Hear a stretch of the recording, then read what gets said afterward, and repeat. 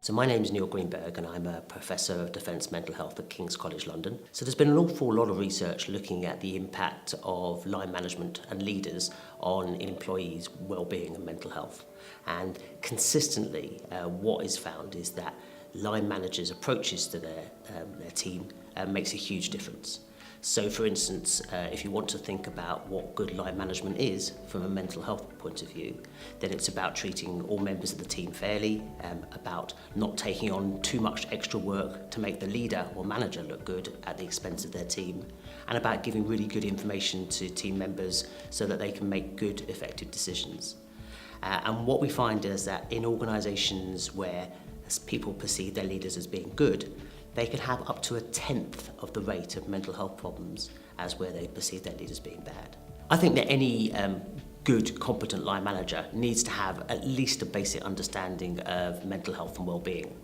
And the best and probably the easiest way to think about it is about how they prevent people becoming unwell, how they detect them early on if they do start to develop symptoms of stress, and then how do they get them to the right treatment if that's what they need. So being able to detect when someone's not their normal self, if they're more chatty, quieter, that's the sort of situation in which a manager really needs to sit down and have a sensitive chat. And then the last piece is about how does an organisation make sure that people get the right treatment.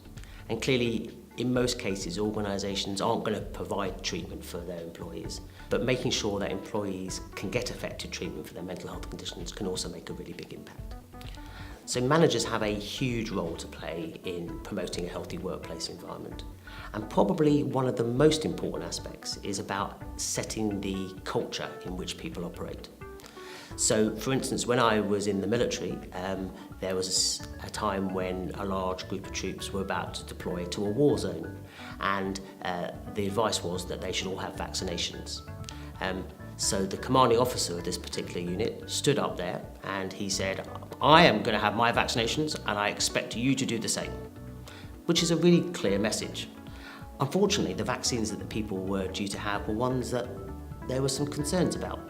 And that sort of approach didn't really allow people to ask the right questions, to get information about what the vaccines might do. And the upshot of that is lots of them got the vaccines and felt forced to do so and actually developed quite a lot of difficulties. Not because the vaccines were bad, but because they felt that they had no choice. So translating that into normal speak, apart from the military, it's about managers and leaders being able to set an environment in which people can ask questions and instead they can bring concerns out into the open and get them addressed. One of the ways that managers can find out about an employee's mental health is through the use of a fit note, which is the information that GPs provide to managers about someone's health. And what would be ideal is that a manager would be able to encourage people to speak to them early on before they felt the need to go to a GP, so that any reasonable adjustments can be made at work to make the work environment better.